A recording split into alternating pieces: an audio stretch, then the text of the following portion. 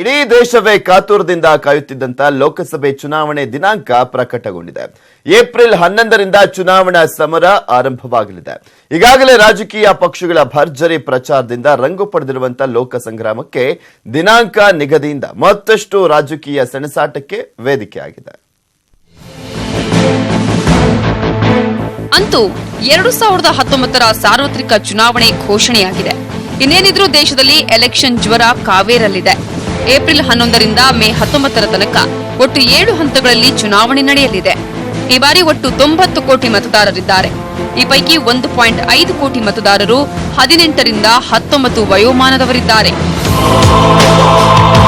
April 11ರಿಂದ ಮೊದಲ ಹಂತದ ಚುನಾವಣೆ ನಡೆಯಲಿದ್ದು 20 ರಾಜ್ಯಗಳ 91 ಕ್ಷೇತ್ರಗಳಲ್ಲಿ ಮತದಾನ ನಡೆಯಲಿದೆ. ಏಪ್ರಿಲ್ 18ರಂದು ಎರಡನೇ ಹಂತದ ಚುನಾವಣೆ ನಡೆಯಲಿದ್ದು 13 ರಾಜ್ಯಗಳ 97 ಕ್ಷೇತ್ರಗಳಲ್ಲಿ ಚುನಾವಣೆ ನಡೆಯಲಿದೆ. ಏಪ್ರಿಲ್ 23ರಂದು ಮೂರನೇ ಹಂತದ ಚುನಾವಣೆ ನಡೆಯಲಿದ್ದು 14 ರಾಜ್ಯಗಳ 115 ಕ್ಷೇತ್ರಗಳಲ್ಲಿ ವೋಟಿಂಗ್ ನಡೆಯಲಿದೆ. ಇನ್ನು ಏಪ್ರಿಲ್ 29ರಂದು ನಾಲ್ಕನೇ ಹಂತದ ಚುನಾವಣೆ ನಡೆಯಲಿದ್ದು 9 ರಾಜ್ಯಗಳ 71 ಕ್ಷೇತ್ರಗಳಲ್ಲಿ ಚುನಾವಣೆ ನಡೆಯಲಿದೆ. ಇನ್ನು ಮೇ 6ರಂದು 5ನೇ ಹಂತದ ಚುನಾವಣೆ ನಡೆಯಲಿದ್ದು 7 ರಾಜ್ಯಗಳ 51 ಕ್ಷೇತ್ರಗಳಲ್ಲಿ ಚುನಾವಣೆ ನಡೆಯಲಿದೆ. ಇನ್ನು ಮೇ 12ರಂದು 6ನೇ ಹಂತದ ಚುನಾವಣೆ ನಡೆಯಲಿದ್ದು 7 ರಾಜ್ಯಗಳ 59 ಕ್ಷೇತ್ರಗಳಲ್ಲಿ ಚುನಾವಣೆ ನಡೆಯಲಿದೆ. ಕೊನೆಯದಾಗಿ ಮೇ 19ರಂದು 7ನೇ ಹಂತದ ಚುನಾವಣೆ ನಡೆಯಲಿದ್ದು 8 ರಾಜ್ಯಗಳ 59 ಕ್ಷೇತ್ರಗಳಲ್ಲಿ ಚುನಾವಣೆ ನಡೆಯಲಿದೆ. ಲೋಕಸಭೆ ಚುನಾವಣೆ ದಿನಾಂಕ ಪ್ರಕಟವಾಗುತ್ತಿದ್ದಂತೆ ದೇಶಾದ್ಯಂತ ಚುನಾವಣಾ ನೀತಿ ಸಂಹಿತೆ ಜಾರಿಯಾಗಿದೆ. ಪ್ರಸಕ್ತ ಲೋಕಸಭೆಯ ಅವಧಿಯು ಜೂನ್ 3ಕ್ಕೆ ಮುಕ್ತಾಯಗೊಳ್ಳಲಿದೆ. ಚುನಾವಣೆಗೆ ಆಯೋಗ ಎಲ್ಲಾ ರೀತಿಯ ಸಿದ್ಧತೆ ಮಾಡಿಕೊಳ್ಳಲಾಗಿದೆ ಅಂತ ಕೇಂದ್ರ ಮುಖ್ಯ ಚುನಾವಣಾ ಆಯುಕ್ತ ಸುನಿಲ್ ಅರೋರಾ ಹೇಳಿದರು. 18/3/2019 Monday phase 1 last date of nomination आखिरी तारीख नॉमिनेशन की 25/3/2019 Monday late last date of nominations 25 March 2019 Monday date for scrutiny of nominations 26 March 2019 Tuesday. ಈ ಬಾರಿ ಚುನಾವಣಾ ಆಯೋಗ ಸಾಮಾಜಿಕ ಜಾಲತಾಣಗಳ ಮೇಲೆ ಹದ್ದಿನ ಕಣ್ಣಿಟ್ಟಿದೆ. ಚುನಾವಣಾ ನೀತಿ ಸಂಹಿತೆ ಉಲ್ಲಂಘಿಸುವವರ ವಿರುದ್ಧ ಕಠಿಣ ಕ್ರಮಕ್ಕೆ ಮುಂದಾಗಿದೆ. ರಾಜಕೀಯ ಪಕ್ಷಗಳು ಪ್ರಚಾರಕ್ಕಾಗಿ ಸೈನಿಕರ ಫೋಟೋ ಬಳಸುವಂತಿಲ್ಲ, ಪರಿಸರ ವಿರೋಧಿ ವಸ್ತುಗಳು ಪ್ರಚಾರಕ್ಕೆ ಬಳಕೆ ಮಾಡುವಂತಿಲ್ಲ, ಆಪ್ ಮೂಲಕ ದೂರು ಸಲ್ಲಿಸಿದವರಿಗೆ 100 ನಿಮಿಷಗಳಲ್ಲಿ ಅಧಿಕಾರಿಗಳಿಂದ ದೂರಿನ ಕುರಿತು ಕ್ರಮ ಕೈಗೊಂಡ ಬಗ್ಗೆ ಮಾಹಿತಿ ಸಿಗಲಿದೆ. ಇದು ಲೋಕಸಭಾ ಚುನಾವಣೆಯ ವಿಶೇಷತೆ. 17ನೇ ಲೋಕಸಭೆ ಚುನಾವಣೆ ಕೆಲವೊಂದು ವಿಶೇಷತೆಗಳನ್ನು ಒಳಗೊಂಡಿದೆ. ದೇಶಾದ್ಯಂತ 10 ಲಕ್ಷ ಮತಗಟ್ಟೆಗಳಲ್ಲಿ ಮತದಾನ ನಡೆಯಲಿದೆ. 90 ಕೋಟಿ ಮತದಾರರು ಮತದಾನ ಮಾಡಲಿದ್ದಾರೆ. ವಿಶೇಷ ಅಂದ್ರೆ 8.4 ಕೋಟಿ ಹೊಸ ಮತದಾರರು ಈ ಬಾರಿ ಹಕ್ಕು ಚಲಾಯಿಸಲಿದ್ದಾರೆ. ಎಲ್ಲಾ ಮತಗಟ್ಟೆಗಳಲ್ಲೂ ಈ ಬಾರಿ ವಿವಿಪ್ಯಾಟ್ಗಳನ್ನು ಇಡಲಾಗುತ್ತೆ. ಮತಯಂತ್ರಗಳಲ್ಲಿ ಅಭ್ಯರ್ಥಿಗಳ ಫೋಟೋ ಬರುವ ವ್ಯವಸ್ಥೆ ಮಾಡಲಾಗಿದೆ. ಮತದಾನ ಮಾಡುವ ದಿವ್ಯಾಂಗರಿಗೆ ವಿಶೇಷ ಸೌಲಭ್ಯ ಕಲ್ಪಿಸಲಾಗುತ್ತೆ. 24 ಗಂಟೆಗಳ ಕಾಲ ಹೆಲ್ಪ್ಲೈನ್ ಕಾರ್ಯನಿರತವಾಗಿರಲಿದೆ. ಬಿಜೆಪಿ ನೇತೃತ್ವದ ಎನ್ಡಿಎ ಹಾಗೂ ಮಹಾಗಠಬಂಧನ್ ನಡುವಿನ ನಿರ್ಣಾಯಕ ಸಮರವೆಂದೇ ಹೇಳಲಾಗ್ತಿರೋ 17ನೇ ಲೋಕಸಭೆ ಚುನಾವಣೆಗೆ ಡೇಟ್ ಫಿಕ್ಸ್ ಆಗಿದ್ದು ಲೋಕಸಭೆ ಚುನಾವಣೆ ಮತ್ತಷ್ಟು ರಂಗೇರಲಿದೆ. Bureau report, news 18 Kannada. ಇನ್ನು ರಾಜ್ಯದಲ್ಲಿ 2 ಹಂತದಲ್ಲಿ ಮತದಾನ ನಡೆಯಲಿದೆ. ಮೇ 23ರಂದು ಫಲಿತಾಂಶ ಹೊರಬೀಳಲಿದೆ. ರಾಜ್ಯದಲ್ಲಿ 28 ಕ್ಷೇತ್ರಗಳಲ್ಲಿ ನಡೆಯುವಂತಹ 2 ಹಂತದ ಮತದಾನ ಪ್ರಕ್ರಿಯೆ ಮೇಲೆ ರಾಜ್ಯ ಚುನಾವಣಾ ಆಯೋಗ ಹದ್ದಿನ ಕಣ್ಣಿಟ್ಟಿದೆ. ಲೋಕಸಮರ 2019ಕ್ಕೆ ಮುಹೂರ್ತ ಫಿಕ್ಸ್. ಕರ್ನಾಟಕದಲ್ಲಿ 2 ಹಂತದಲ್ಲಿ ಮತದಾನ.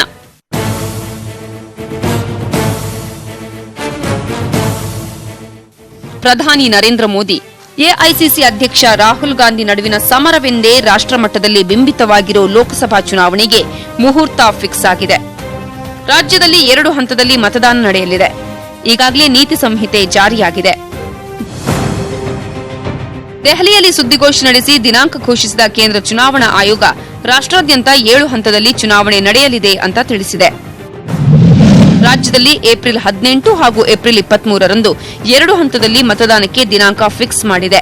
ಮೇ 23ರಂದು ಮತ ಎಣಿಕೆ ನಡೆಯಲಿದ್ದು ಅಂದು ಅಭ್ಯರ್ಥಿಗಳ ಭವಿಷ್ಯ ಹೊರಬೀಳಲಿದೆ. As said earlier, phase 2 starts from 18th April.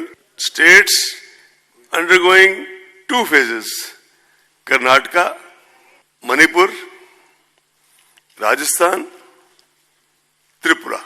Phase 3, starting from 23rd April, states undergoing 3 phases. Karnataka 14. ಈಗಾಗಲೇ ನೀತಿ ಸಂಹಿತೆ ಜಾರಿಯಾಗಿದ್ದು ಮೊದಲ ಹಂತದ ಅಂದ್ರೆ ಏಪ್ರಿಲ್ 18ರಂದು 14 ಕ್ಷೇತ್ರಗಳಲ್ಲಿ ನಡೆಯುವ ಮತದಾನ ಕ್ಷೇತ್ರಗಳಲ್ಲಿ ಮಾರ್ಚ್ 19ರಿಂದ ನಾಮಪತ್ರ ಸಲ್ಲಿಕೆ ಪ್ರಕ್ರಿಯೆ ಆರಂಭವಾಗಲಿದೆ. ನಾಮಪತ್ರ ಸಲ್ಲಿಸಲು ಕೊನೆಯ ದಿನ ಮಾರ್ಚ್ 26, ನಾಮಪತ್ರ ಪರಿಶೀಲನೆಗೆ ಕೊನೆಯ ದಿನ ಮಾರ್ಚ್ 27, ಮಾರ್ಚ್ 29 ನಾಮಪತ್ರ ಹಿಂಪಡೆಯಲು ಕೊನೆ ಅವಕಾಶವಿದೆ. ಮೇ 23ರಂದು ಮತ ಎಣಿಕೆ ನಡೆಯಲಿದೆ. ಏಪ್ರಿಲ್ 23ರಂದು ಉಳಿದ 14 ಕ್ಷೇತ್ರಗಳಲ್ಲಿ ನಡೆಯುವ ಎರಡನೇ ಹಂತದ ಮತದಾನದ ಕ್ಷೇತ್ರಗಳಲ್ಲಿ ನಾಮಪತ್ರ ಸಲ್ಲಿಕೆ ಪ್ರಕ್ರಿಯೆ ಮಾರ್ಚ್ 28ರಿಂದ ಆರಂಭವಾಗುತ್ತೆ. ನಾಮಪತ್ರ ಸಲ್ಲಿಸಲು ಕೊನೆಯ ದಿನ ಏಪ್ರಿಲ್ 4, ಏಪ್ರಿಲ್ 5ರಂದು ನಾಮಪತ್ರ ಪರಿಶೀಲನೆಗೆ ಕೊನೆಯ ದಿನವಾಗಿರುತ್ತೆ. ಏಪ್ರಿಲ್ 8ರಂದು ನಾಮಪತ್ರ ಹಿಂಪಡೆಯಲು ಕೊನೆ ಅವಕಾಶವಾಗಿದೆ. ಮೇ 23ರಂದು ರಿಸಲ್ಟ್ ಹೊರಬೀಳಲಿದೆ. ಈಗಾಗಲೇ ಭರ್ಜರಿ ಪ್ರಚಾರ ರ್ಯಾಲಿಯಲ್ಲಿ ತೊಡಗಿರುವ ಪಕ್ಷಗಳು ಗೆಲುವಿಗಾಗಿ ಸರ್ಕಸ್ ಮಾಡ್ತಿವೆ. ಬಿಜೆಪಿ 17, ಕಾಂಗ್ರೆಸ್ 9 ಹಾಗೂ ಜೆಡಿಎಸ್ 2 ಕ್ಷೇತ್ರಗಳಲ್ಲಿವೆ. ಈ ಬಾರಿ ಹೆಚ್ಚಿನ ಸಂಖ್ಯೆಯಲ್ಲಿ ಲೋಕಸಭಾ ಸೀಟ್ ಗೆದ್ದು ಸಂಸತ್ ಪ್ರವೇಶಿಸಬೇಕು ಅಂತಿರುವ ಪಕ್ಷಗಳಲ್ಲಿ ಯಾವ ಪಕ್ಷಗಳು ಎಷ್ಟು ಸೀಟ್ ಗೆಲ್ತವೆ ಅನ್ನೋದೇ ಕುತೂಹಲ. Bureau report, news 18 Kannada. ರಾಜ್ಯದಲ್ಲಿ ಈ ಹಿಂದೆ ಲೋಕಸಭೆ ಚುನಾವಣೆಗೆ ಒಂದೇ ಹಂತದಲ್ಲಿ ವೋಟಿಂಗ್ ಅನ್ನು ನಡೆಸಲಾಗಿತ್ತು. ಆದರೆ ಈ ಬಾರಿ ಅಚ್ಚರಿ ಎಂಬಂತೆ 2 ಹಂತಗಳಲ್ಲಿ ಮತದಾನವನ್ನ ನಡೆಸಲು ಚುನಾವಣಾ ಆಯೋಗ ಮುಂದಾಗಿದೆ. ಹಾಗಿದ್ರೆ ರಾಜ್ಯದಲ್ಲಿ ಎಲ್ಲೆಲ್ಲಿ ಯಾವಾಗ ಮತದಾನ ನಡೆಯುತ್ತೆ ಅನ್ನೋದರ ಡೀಟೇಲ್ಸ್ ಇಲ್ಲಿದೆ ನೋಡಿ. ರಾಜ್ಯದಲ್ಲಿ ನಡೆಯುತ್ತೆ 2 ಹಂತದ ವೋಟಿಂಗ್. ಮೊದಲು 14 ಕ್ಷೇತ್ರ, ಎರಡನೇ ಬಾರಿ 14 ಕ್ಷೇತ್ರ. ದೇಶಾದ್ಯಂತ ಲೋಕಸಭೆ ಮಹಾಸಮರದ ಡೇಟ್ ಫಿಕ್ಸ್ ಆಗಿದೆ. ಏಪ್ರಿಲ್ 11ರಿಂದ ಮೇ 19ರವರೆಗೆ ಒಟ್ಟು 7 ಹಂತಗಳಲ್ಲಿ ಎಲೆಕ್ಷನ್ ನಡೆಯಲಿದೆ. ರಾಜ್ಯದಲ್ಲಿ ಲೋಕಸಭೆ ಚುನಾವಣೆಗೆ 2 ಹಂತಗಳಲ್ಲಿ ಮತದಾನ ನಡೆಸಲಾಗುತ್ತಿದೆ. ರಾಜ್ಯದಲ್ಲಿ ಲೋಕಸಭೆ ಚುನಾವಣೆಯ ಮೊದಲ ಹಂತದ ಮತದಾನ ಏಪ್ರಿಲ್ 18ರಂದು ನಡೆಯಲಿದೆ. ಬೆಂಗಳೂರು ದಕ್ಷಿಣ, ಬೆಂಗಳೂರು ಗ್ರಾಮಾಂತರ, ಬೆಂಗಳೂರು ಕೇಂದ್ರ ಹಾಗೂ ಬೆಂಗಳೂರು ಉತ್ತರ ಕ್ಷೇತ್ರಗಳಲ್ಲಿ ಏಪ್ರಿಲ್ 18ರಂದೇ ಮತದಾನ ನಡೆಯಲಿದೆ. ಅಷ್ಟೇ ಅಲ್ಲದೆ ಮಂಡ್ಯ, ತುಮಕೂರು, ಮೈಸೂರು, ಕೊಡಗು, ಚಾಮರಾಜನಗರ, ಚಿಕ್ಕಬಳ್ಳಾಪುರ, ಕೋಲಾರ, ಹಾಸನ, ಉಡುಪಿ, ಚಿಕ್ಕಮಗಳೂರು, ದಕ್ಷಿಣ ಕನ್ನಡ, ಚಿತ್ರದುರ್ಗ ಕ್ಷೇತ್ರಗಳಿಗೂ ಏಪ್ರಿಲ್ 18ರಂದೇ ಮತದಾನ ನಡೆಯಲಿದೆ. ಇನ್ನು ಎರಡನೇ ಹಂತದ ಚುನಾವಣೆ ಏಪ್ರಿಲ್ 23ರಂದು ನಡೆಯಲಿದೆ. ಚಿಕ್ಕೋಡಿ, ಬೆಳಗಾವಿ, ವಿಜಯಪುರ, ರಾಯಚೂರು, ಕಲಬುರಗಿ, ಕೊಪ್ಪಳ ಕ್ಷೇತ್ರಗಳಿಗೆ ಏಪ್ರಿಲ್ 23ರಂದು ವೋಟಿಂಗ್ ನಡೆಯಲಿದೆ. ಮಾತ್ರವಲ್ಲದೆ ಶಿವಮೊಗ್ಗ, ದಾವಣಗೆರೆ, ಹಾವೇರಿ, ಉತ್ತರ ಕನ್ನಡ, ಬಾಗಲಕೋಟೆ, ಬಳ್ಳಾರಿ, ಬೀದರ್, ಧಾರವಾಡ ಕ್ಷೇತ್ರಗಳಿಗೂ ಏಪ್ರಿಲ್ 23ರಂದು ಮತದಾನ ನಡೆಯಲಿದೆ. 23rd April 2019ಗೆ 1 to 14 number of constituencies ಇವೆ. ಸೊ ನಾರ್ತ್ ಕರ್ನಾಟಕ ಅದು 23rd April 3rd ಫೇಸ್ಗೆ ಪೋಲಿಂಗ್ ಆಗುತ್ತದೆ ಮತ್ತು rest of Karnataka, south Karnataka 14 ಅದು 18ನೇ ಏಪ್ರಿಲ್ಗೆ ಆಗುತ್ತದೆ. ಲೋಕ ಖರ್ಚಿನ ಮಿತಿ 70 ಲಕ್ಷ. ಲೋಕಸಭೆ ಚುನಾವಣೆಗೆ ಸ್ಪರ್ಧಿಸುವ ಅಭ್ಯರ್ಥಿಗೆ 70 ಲಕ್ಷ ರೂಪಾಯಿ ಖರ್ಚಿನ ಮಿತಿಯನ್ನ ನಿಗದಿಪಡಿಸಲಾಗಿದೆ. ಚುನಾವಣಾ ಆಯೋಗದ ಪ್ರಕಾರ 70 ಲಕ್ಷಕ್ಕಿಂತ ಅಧಿಕ ಹಣ ಖರ್ಚು ಮಾಡುವಂತಿಲ್ಲ. ಅಭ್ಯರ್ಥಿ ಖರ್ಚು ಮಾಡಿದ ಪ್ರತಿ ರೂಪಾಯಿಗೂ ಫಲಿತಾಂಶ ಬಂದ 30 ದಿನಗಳ ಒಳಗೆ ಲೆಕ್ಕ ಕೊಡಬೇಕು. ಕರ್ನಾಟಕದಲ್ಲಿ ಈ ಬಾರಿಯ ಲೋಕಸಭೆ ಮತದಾನಕ್ಕೆ ಒಟ್ಟು 58,186 ಮತಗಟ್ಟೆಗಳನ್ನು ಸ್ಥಾಪನೆ ಮಾಡಲಾಗುತ್ತದೆ. 28 ಕಡೆ ವಿಕಲಚೇತನರಿಗೆ ವಿಶೇಷ ಮತಗಟ್ಟೆ ಹಾಗೂ ಮಹಿಳೆಯರಿಗಾಗಿ 600 ವಿಶೇಷ ಮತಗಟ್ಟೆಗಳನ್ನು ಸ್ಥಾಪಿಸಲಾಗುತ್ತೆ. ಇನ್ನೂ ವಿಶೇಷ ಅಂದ್ರೆ ವಿಕಲಚೇತನರ ಮನೆ ಬಾಗಿಲಿಗೆ ವೀಲ್ ಚೇರ್ ಒಯ್ದು ವಿಕಲಚೇತನರನ್ನ ಕರೆತರಲು ವಿಶೇಷ ವ್ಯವಸ್ಥೆ ಮಾಡಿಕೊಳ್ಳಲಾಗಿದೆ. Bureau report, news 18 Kannada. ಇನ್ನು ನೀತಿ ಸಂಹಿತೆ ಎಫೆಕ್ಟ್ ಉಡುಪಿಯಲ್ಲಿದ್ದ ಮಾಜಿ ಸಿಎಂ ಸಿದ್ದರಾಮಯ್ಯಗೂ ಕೂಡ ತಟ್ಟಿತ್ತು. ಇನ್ನು ಸಿದ್ದರಾಮಯ್ಯ ಸರ್ಕಾರಿ ಕಾರು ಬಿಟ್ಟು ಖಾಸಗಿ ಕಾರಿನಲ್ಲಿ ಮಂಗಳೂರಿಗೆ ತೆರಳಿದ್ರು. ವಿಶೇಷವೆಂದರೆ ಸಚಿವ ಸಿದ್ದರಾಮಯ್ಯ ಕಾರಿಗೆ ಸಚಿವ ಯುಟಿ ಖಾದರ್ ಅವರು ಚಾಲಕರಾಗಿದ್ರು. ಇನ್ನು ಯುಟಿ ಖಾದರ್ ಕಾರಿನಲ್ಲಿ ಮಾಜಿ ಸಚಿವ ಪ್ರಮೋದ್ ಮಧ್ವರಾಜ್, ಮುಖ್ಯಮಂತ್ರಿ ಸಂಸದೀಯ ಕಾರ್ಯದರ್ಶಿ ಐವನ್ ಡಿಸೋಜಾ ಕೂಡ ತೆರಳಿದ್ರು. ಇನ್ನು ಪರಿವರ್ತನಾ ಸಮಾವೇಶದಲ್ಲಿ ಪಾಲ್ಗೊಂಡಿದ್ದ ಜಿಲ್ಲಾ ಉಸ್ತುವಾರಿ ಸಚಿವೆ ಜಯಮಾಲಾ ಕೂಡ ಖಾಸಗಿ ಕಾರಿನಲ್ಲಿ ಪ್ರಯಾಣವನ್ನ ಬೆಳೆಸಿದ್ರು.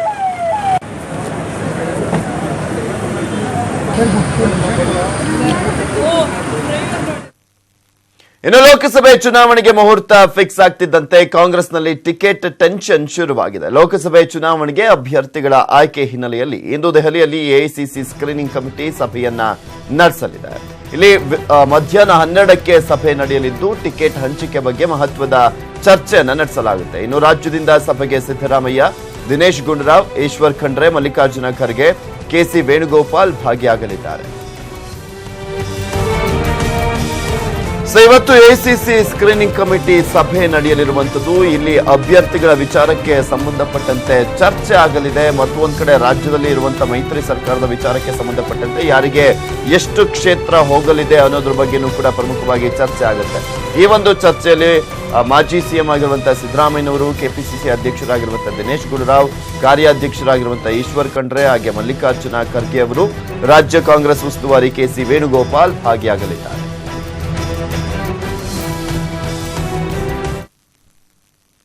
ಮಂಡ್ಯ ಲೋಕಸಭಾ ಅಖಾಡಕ್ಕೆ trouble shooter DK Shivakumar entry ಆಗಿದ್ದಾರೆ. ಮಂಡ್ಯ ಕಾಂಗ್ರೆಸ್ ಮುಖಂಡರ ಜೊತೆ ನಿನ್ನೆ ಸಭೆಯನ್ನ ನಡೆಸಿದ್ದಾರೆ. ಸಭೆಯಲ್ಲಿ ಸುಮಲತಾ ಸ್ಪರ್ಧೆ ಹಾಗೂ ನಿಖಿಲ್ ಕುಮಾರಸ್ವಾಮಿ ಬಗ್ಗೆ ಮುಖಂಡರ ಜೊತೆ ಚರ್ಚಿಸಿದ್ದಾರೆ. ಸಭೆ ಬಳಿಕ ಮಾತನಾಡಿದ ಡಿಕೆ ಶಿವಕುಮಾರ್, ಮಂಡ್ಯದ ಎಂಟೈರ್ ಕಾಂಗ್ರೆಸ್ ಪಾರ್ಟಿ ಒಟ್ಟಾಗಿದೆ, ಪಕ್ಷ ಏನ್ ಹೇಳುತ್ತೋ ಅದನ್ನ ಒಗ್ಗಟ್ಟಿನಿಂದ ಮಾಡ್ತೀವಿ ಅಂತ ಹೇಳಿದ್ರು. ಇನ್ನು ಸಭೆಯಲ್ಲಿ ಚರ್ಚೆಯಾದ ವಿಷಯಗಳ ಬಗ್ಗೆ ಸಿಎಂ ಕುಮಾರಸ್ವಾಮಿ ಹಾಗೂ ಅಧ್ಯಕ್ಷರ ಗಮನಕ್ಕೆ ತರ್ತೇನೆ ಅಂತ ಹೇಳಿದ್ರು.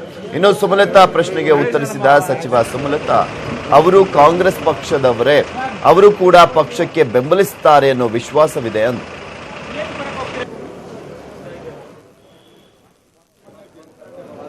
Entire Congress party in Mandya ಎಲ್ಲ ಒಗ್ಗಟ್ಟಾಗಿದೆ. ಒಗ್ಗಟ್ಟಿನಿಂದ ಪಕ್ಷ ಏನು ಹೇಳ್ತಾರೆ ಆ ಒಗ್ಗಟ್ಟಿನಿಂದ ಎಲ್ಲರೂ ಸೇರಿ ಕೆಲಸ ಮಾಡ್ತೀವಿ. ನಮ್ಮ ಕಷ್ಟ ಸುಖನ ನೀವು ಜವಾಬ್ದಾರಿ ತೆಗೆದುಕೊಳ್ಬೇಕು ಅಂತ ಹೇಳಿದ್ದಾರೆ. ನಾನು ಖಂಡಿತ ಅವರ ಕಷ್ಟ ಸುಖನ ಜವಾಬ್ದಾರಿ ತಗೊಳ್ಳೇಬೇಕಾಗ್ತದೆ. ನಮ್ಮ ಕಾರ್ಯಕರ್ತರನ್ನ ಉಳಿಸ್ಕೊಳ್ಳೇಬೇಕಾಗ್ತದೆ. ಆ ಕೆಲಸ ಮಾಡ್ತೀನಿ. ಮುಖ್ಯಮಂತ್ರಿಗಳ ಹತ್ರ ಮಾತಾಡ್ತೀನಿ, ಮಂತ್ರಿಗಳ ಹತ್ರ ಮಾತಾಡ್ತೀನಿ, ನಮ್ಮ ಪಕ್ಷದ ಅಧ್ಯಕ್ಷರ ಹತ್ರ ಮಾತಾಡ್ತೀನಿ. ಸುಮಲತಾನೂ ಕಾಂಗ್ರೆಸ್ ಪಕ್ಷಕ್ಕೆ ಬೆಂಬಲ ಕೊಡ್ತಾರೆ ಅನ್ನೋ ವಿಶ್ವಾಸ. ಸುಮಲತಾ ಬಗ್ಗೆ ಕೀಳು ಮಟ್ಟದ ಹೇಳಿಕೆ ನೀಡಿದ್ದ ರೇವಣ್ಣ ಪರ ಸಹೋದರ ಸಿಎಂ ಕುಮಾರಸ್ವಾಮಿ, ಅವರ ಪುತ್ರ ನಿಖಿಲ್ ಹಾಗೂ ಸಚಿವ ಪುಟ್ಟರಾಜು ಕ್ಷಮೆಯನ್ನ ಕೇಳಿದ್ದಾರೆ. ಆದ್ರೆ ರೇವಣ್ಣ ಮಾತ್ರ ಬೆಂಡಾಗ್ತಾ ಇಲ್ಲ. ಈ ನಡುವೆ ಸುಮಲತಾ ಭೇಟಿ ಮಾಡಿ ತಮ್ಮ ಪರ ಪ್ರಚಾರ ಮಾಡ್ತೀನಿ ಅಂತ ದರ್ಶನ್ ಸುಮಲತಾಗೆ ಭರವಸೆಯನ್ನ ನೀಡಿದ್ದಾರೆ. ನಾನೇ ಕ್ಷಮೆ ಕೇಳಕ್ ಹೋಲ್ರಿ, ನನಗೆ ಕ್ಷಮೆ ನಾನೇ ಕ್ಷಮೆ ಕೇಳಕ್ ಹೋಲ್ರಿ, ನನಗೆ ಹುಟ್ಟಿರ್ದೆ ಕ್ಷಮೆ ಕೇಳಕ್. ಗಂಡ ಸತ್ತು 6 ತಿಂಗಳಾಗಿಲ್ಲ, ಇಷ್ಟು ಬೇಗ ಸುಮಲತಾಗೆ ರಾಜಕೀಯ ಬೇಕಿತ್ತ ಅಂತ ಮಾಜಿ ಪ್ರಧಾನಿ ದೇವೇಗೌಡರ ಮಗ ಸಚಿವ ಎಚ್.ಡಿ. ರೇವಣ್ಣ ಕೀಳು ಮಟ್ಟದ ಸ್ಟೇಟ್ಮೆಂಟ್ ಕೊಟ್ಟು ಮಂಡ್ಯ ಅಖಾಡ ಇನ್ನಷ್ಟು ರಂಗೇರುವಂತೆ ಮಾಡಿದ್ರು. ಎಷ್ಟೇ ಒತ್ತಡ ಬಂದ್ರೂ ಸುಮಲತಾರ ಕ್ಷಮೆ ಮಾತ್ರ ಕೇಳಲ್ಲ ಅಂದಿದ್ರು.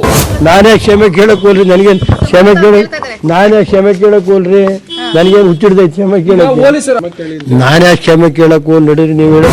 ಇಷ್ಟಾದ ಮೇಲೆ ರೇವಣ್ಣ ಪರ ಪಕ್ಷದ ರಾಜ್ಯಾಧ್ಯಕ್ಷ ಎಚ್ ವಿಶ್ವನಾಥ್ ನಿನ್ನೆ ಕ್ಷಮೆ ಕೇಳಿದ್ರು. ಈಗ ಸಿಎಂ ಕುಮಾರಸ್ವಾಮಿ ಪುತ್ರ ನಿಖಿಲ್ ಹಾಗೂ ಸಚಿವ ಪುಟ್ಟರಾಜು ರೇವಣ್ಣ ಮಾತಿಗೆ ಕ್ಷಮೆ ಕೇಳಿದ್ದಾರೆ. ಇವತ್ತು ಅವ್ರು ಹೇಳಿರ್ತಕ್ಕಂಥದ್ದು ಅವಶ್ಯಕತೆ ಇರಲಿಲ್ಲ. ಮಾಧ್ಯಮದ ಮಿತ್ರರು ಅವರಿಗೆ ಟೆಂಪ್ಟ್ ಮಾಡಿದ್ರು ಅದನ್ನು ಅವಾಯ್ಡ್ ಮಾಡಿದ್ರಾಗಿತ್ತು. ಆದರೂ ಅವರು ಕೇಳದಾಗಲೂ ಅವರು ಎಚ್ಚರಿಕೆಯಿಂದ ಉತ್ತರ ಕೊಡಬೇಕಾಗಿತ್ತು.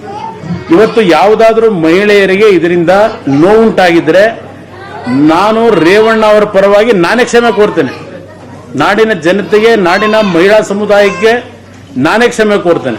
ಮುಖ್ಯಮಂತ್ರಿಗಳು ಕ್ಷಮೆ ಯಾಚಿಸಿದ್ದಾರೆ ಈ ಒಂದು ವಿಷಯವಾಗಿ. ನಾನು ಕೂಡ ಇವತ್ತು ಒಂದು ಅಭ್ಯರ್ಥಿಯಾಗಿ ಯಾರ್ಯಾರ ಒಂದು ಹೆಣ್ಣುಮಕ್ಕಳ ಬಗ್ಗೆ ಕೀಳಾಗಿ ಮಾತಾಡಬಾರ್ದು, ಕ್ಷಮೆ ಯಾಚಿಸ್ತೀನಿ. ನಾನು ಕೂಡ ಕ್ಷಮೆ ಯಾಚಿಸ್ತೀನಿ. ಎಲ್ಲ ನನ್ನ ಪಕ್ಷದ ಕಾರ್ಯಕರ್ತರು, ಮುಖಂಡರು ಯಾರಿದ್ದಾರೆ ಎಲ್ಲರೂ ಡೈರೆಕ್ಷನ್ ಕೊಟ್ಟಿದ್ದಾರೆ. ಹೀಗಾಗಿ ಯಾರು ಕೂಡ ಹೆಣ್ಮಕ್ಳ ಬಗ್ಗೆ ಮಾತಾಡೋದಿಲ್ಲ, ಕ್ಷಮೆ. ಹಿರಿಯ ಸಚಿವರಾದಂಥ ರೇವಣ್ಣ ಅವರು ಯಾರನ್ನು ಮನಸ್ಸು ಅಂತಕ್ಕಂಥ ವಿಚಾರವನ್ನು ಮಾತಾಡ್ತಕ್ಕಂಥ ನಿಟ್ಟಿನಲ್ಲಿ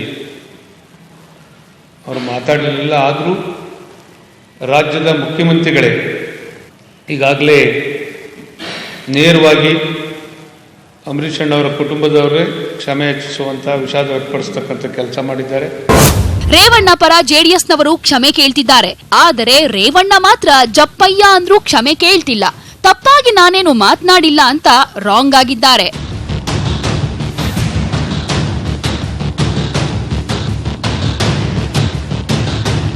ಈ ನಡುವೆ ಬೆಂಗಳೂರಿನ ಗಾಲ್ಫ್ ಕ್ಲಬ್ ರಸ್ತೆಯ ಅಂಬಿ ನಿವಾಸದಲ್ಲಿ ನಟ ದರ್ಶನ್ ಸುಮಲತಾ ಭೇಟಿ ಮಾಡಿ 1 ಗಂಟೆಗೂ ಹೆಚ್ಚು ಕಾಲ ಚರ್ಚೆ ನಡೆಸಿದ್ದಾರೆ. ನೀವು ಯಾವಾಗ ಕರೆದರೂ ಬಂದು ಪ್ರಚಾರ ಮಾಡ್ತೀನಿ, ನಿಮ್ಮ ಬೆಂಬಲಕ್ಕೆ ನಾನಿದ್ದೀನಿ ಅಂದಿದ್ದಾರೆ ದರ್ಶನ್.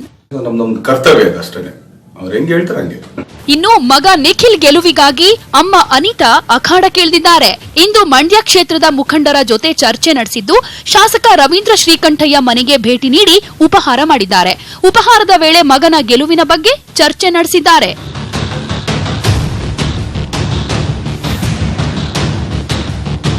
ಒಟ್ನಲ್ಲಿ ಮಂಡ್ಯ ಅಖಾಡ ದಿನದಿನಕ್ಕೂ ರಂಗೇರ್ತಿದೆ. ಸುಮಲತಾ ಸ್ಪರ್ಧೆ ದೋಸ್ತಿ ನಾಯಕರಿಗೆ ಟೆನ್ಷನ್ ತಂದೊಡ್ಡಿದೆ. Bureau report, news 18 Kannada. ಸದಾ ವಿವಾದದ ಹೇಳಿಕೆಗಳಿಂದ ಫೇಮಸ್ ಆಗಿರುವಂತ ಕೇಂದ್ರ ಸಚಿವ ಅನಂತಕುಮಾರ್ ಹೆಗಡೆ ಮತ್ತೊಂದು ವಿವಾದಾತ್ಮಕ ಹೇಳಿಕೆಯನ್ನ ನೀಡಿದ್ದಾರೆ. ಏರ್ ಸ್ಟ್ರೈಕ್ಗೆ ಸಾಕ್ಷಿ ಕೇಳ್ತಿರುವಂತ ರಾಹುಲ್ ಗಾಂಧಿ ಬಗ್ಗೆ ಹೀನಾಮಾನವಾಗಿ ಬೈದಿದ್ದಾರೆ. ಮುಸಲ್ಮಾನ ಅಪ್ಪ ಕ್ರಿಶ್ಚಿಯನ್ ತಾಯಿ, ರಾಹುಲ್ ಗಾಂಧಿ ಬ್ರಾಹ್ಮಣ ಹೇಗಾದ? ಅನಂತಕುಮಾರ್ ಹೆಗಡೆ ಗುಡುಗು. ಇಡೀ ಜಗತ್ತೇ ಏರ್ ಸ್ಟ್ರೈಕ್ ನಡೆದಿರೋದನ್ನ ಒಪ್ಪಿಕೊಂಡಿದೆ, ಆದ್ರೆ ಕೆಲವರಿಗೆ ಸಾಕ್ಷ್ಯ ಕೊಡಬೇಕಂತೆ.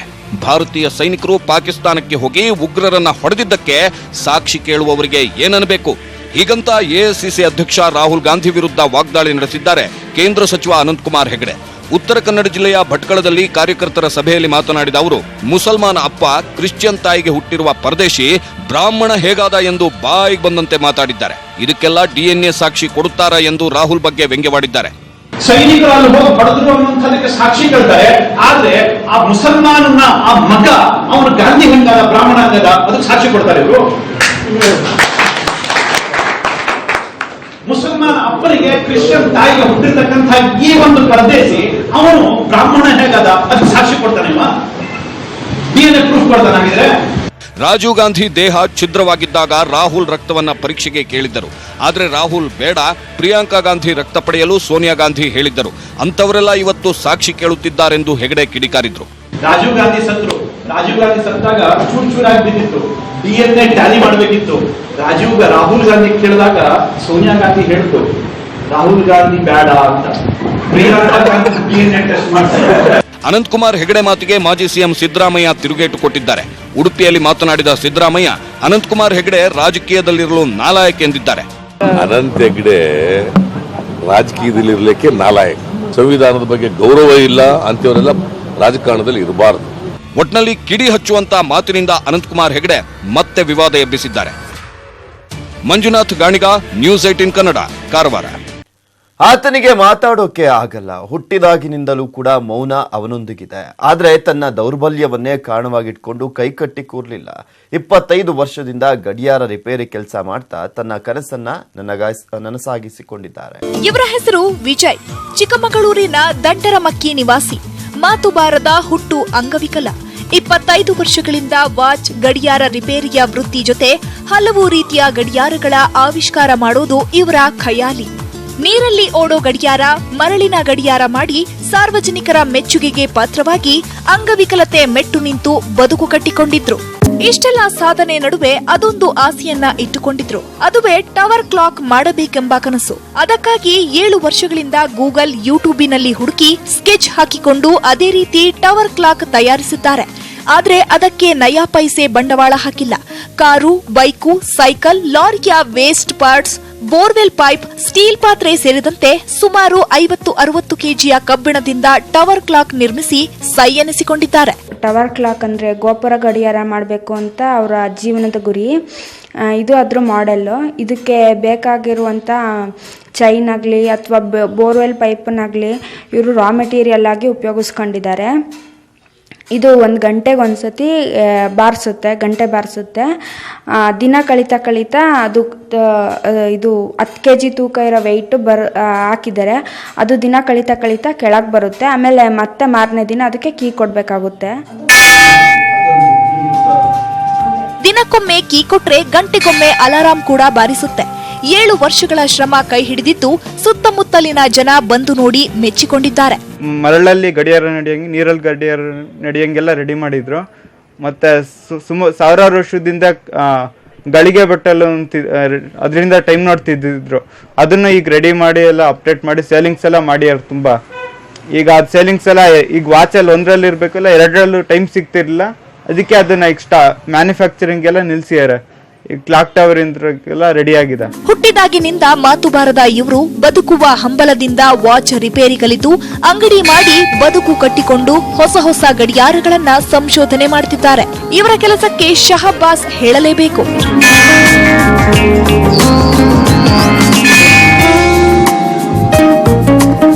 ಕ್ಯಾಮರಾಮನ್ ಲಕ್ಷ್ಮಣ್ ಜೊತೆ ವೀರೇಶ್ ಜಿ ಹೊಸೂರ್, ನ್ಯೂಸ್ 18 ಕನ್ನಡ, ಚಿಕ್ಕಮಗಳೂರು.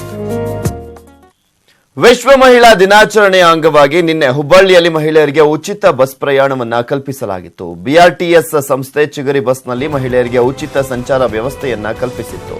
ಹುಬ್ಬಳ್ಳಿ, ಧಾರವಾಡ, ಅವಳಿ ನಗರಗಳ ನಡುವೆ ಬಸ್ ರ್ಯಾಪಿಡ್ ಟ್ರಾನ್ಸಿಟ್ ಸಿಸ್ಟಮ್ ಅಡಿ ಪ್ರತಿನಿತ್ಯ 100 ಚಿಗರಿ ಬಸ್ಗಳು ಸಂಚರಿಸುತ್ತಿವೆ. ಈ ಬಸ್ಗಳಲ್ಲಿ ಮಹಿಳೆಯರು ಟಿಕೆಟ್ ಇಲ್ಲದೆ ಪ್ರಯಾಣಿಸಿ ಖುಷಿಪಟ್ಟರು. ಬಿಸಿಲಿಗೆ ಮೈಸೋಕಿದ್ರೆ ಸಾಕು, ಸುಟ್ಟು ಹೋಗೋ ಅನುಭವವಾಗುತ್ತೆ. ಅದರಲ್ಲೂ ಈ ಬೇಸಿಗೆಯಲ್ಲಿ ಹೊರಗೆ ಬರೋಕೆ ಆಗಲ್ಲ. ತಲೆ ಮೇಲೆ ಛತ್ರಿ, ಬಟ್ಟೆ ಹಾಕೊಂಡು ನಾವೇನೋ ಓಡಾಡ್ತೀವಿ, ಆದ್ರೆ ಪ್ರಾಣಿಗಳು ಏನ್ ಮಾಡ್ತವೆ ಪಾಪ ಅಲ್ವಾ? ಅದಕ್ಕೆ ಅಲ್ಲಿ ಪ್ರಾಣಿಗಳನ್ನೆಲ್ಲ ಕೂಲ್ ಮಾಡಲಾಗಿತ್ತು. Cool I am cool. ಈ ಬಿರು ಬೇಸಿಗೆಯಲ್ಲೂ ನಾನು ಸಖತ್ ಕೂಲ್. ಹೀಗಂತ ಇವತ್ತು ನೀರಿನ ಸಿಂಚನದಲ್ಲಿ ಮೈಯೊಡ್ಡಿ ಪ್ರಾಣಿಗಳು ಬಾಡಿಯನ್ನ ಕೂಲ್ ಮಾಡ್ಕೊಂಡಿದ್ವು. ಈಗಾಗಲೇ ಬೇಸಿಗೆ ಆರಂಭವಾಗಿದ್ದು ಬಿಸಿಲ ಝಳ ಹೆಚ್ಚಾಗ್ತಾ ಇದೆ. ನಾವೇನೋ ಎಸಿ ಫ್ಯಾನ್ ನಲ್ಲಿ ತಂಪಾಗಿರ್ತೀವಿ, ಆದ್ರೆ ಪ್ರಾಣಿಗಳು ಏನ್ ಮಾಡ್ಬೇಕಲ್ವಾ? ಅದಕ್ಕಾಗಿ ಮೈಸೂರಿನ ಚಾಮರಾಜೇಂದ್ರ ಮೃಗಾಲಯ ಆಡಳಿತ ಮಂಡಳಿ ಪ್ರಾಣಿಗಳಿಗೆ ಪ್ರತಿದಿನ ಸ್ಪ್ರಿಂಕ್ಲರ್ ಮೂಲಕ ನೀರು ಸಿಂಪಡಣೆ ಮಾಡ್ತಾ ಇದೆ. ಬಿಸಿಲಿನಲ್ಲೂ ಪ್ರಾಣಿಗಳು ಕೂಲ್ ಆಗಿರುವಂತೆ ನೋಡಿಕೊಳ್ತಾ ಇವೆ. ಸ್ಪ್ರಿಂಕ್ಲರ್ಸ್ ಇಟ್ಕೊಂಡಿದ್ವಿ ಮನೆಗಳಲ್ಲಿ. ಅಂದರೆ ಮಧ್ಯಾಹ್ನ 12ರಿಂದ 2:30 ಗಂಟೆ ನಡುವೆ ಶುರು ಮಾಡ್ಕೊಳ್ತೀವಿ. ಅಕಾರ್ಡಿಂಗ್ಲಿ ಟೆಂಪ್ರೇಚರ್ ನೋಡಿಕೊಂಡು, ಅಂದರೆ ಟೆಂಪ್ರೇಚರ್ ಆಂಬಿಯಂಟ್ ಟೆಂಪ್ರೇಚರ್ ಸ್ವಲ್ಪ ಕಡಿಮೆ ಆಗುತ್ತೆ. ಅದರಿಂದ ಪ್ರಾಣಿಗಳು ಕಂಫರ್ಟೇಬಲ್ ಫೀಲ್ ಮಾಡ್ತವೆ. ಮತ್ತು ವಾಟರ್ ರಿಪ್ಲೇಸ್ ಮಾಡ್ತೀವಿ, ಯಾಕಂದರೆ ಕೆಲವೊಂದ್ಸರಿ ತೊಟ್ಟಿಯಲ್ಲಿ ಬಿಸಿ ಆಗ್ಬಿಡುತ್ತೆ. ಅದು ಆ ರೀತಿ ಆಗದೆ ಇರಲಿ ಅಂತ ಒಂದೆರಡು ಸರಿ ರಿಪ್ಲೇಸ್ ಮಾಡ್ಕೊಳ್ತೀವಿ. ಮತ್ತೆ ಇನ್ನು ಆನೆಗಳಿಗೆ ಬಂದು ಶವರ್ ಮಾಡಿಕೊಟ್ಟಿದ್ವಿ. ಇದನ್ನು ಪ್ರತಿ ವರ್ಷ ಮಾಡ್ತೀವಿ. ಪ್ರತಿದಿನ ಬಿಸಿಲು ಹೆಚ್ಚಿರುವ ಸಮಯದಲ್ಲಿ ಸ್ಪ್ರಿಂಕಲ್ ಮೂಲಕ ನೀರು ಹಾಕಲಾಗುತ್ತೆ. ಪ್ರಾಣಿಗಳ ದೇಹವನ್ನ ತಂಪಾಗಿಡುವಷ್ಟೇ ಅಲ್ಲದೆ ದ್ರವ ಆಹಾರವನ್ನ ಕೂಡ ನೀಡಲಾಗ್ತಿದೆ. ಕರಡಿಗಳಿಗೆ ಐಸ್ ನಲ್ಲಿ ಕಲ್ಲಂಗಡಿ ಇಟ್ಟು ಕೊಟ್ರೆ ಚಿಂಪಾಂಜಿಗಳಿಗೆ ಎಳನೀರು ಕೊಡಲಾಗ್ತಿದೆ. ನೀರಿಗೆ ಮೈಯೊಡ್ಡಿ ಪ್ರಾಣಿಗಳು ಕೂಲ್ ಆಗ್ತಾ ಇದ್ರೆ ಪ್ರವಾಸಿಗರು ಇವುಗಳ ಆಟ ನೋಡಿ ಎಂಜಾಯ್ ಮಾಡ್ತಿದ್ದಾರೆ. ಮಧು ಜೊತೆ ಪುಟ್ಟಪ್ಪ, ನ್ಯೂಸ್ 18.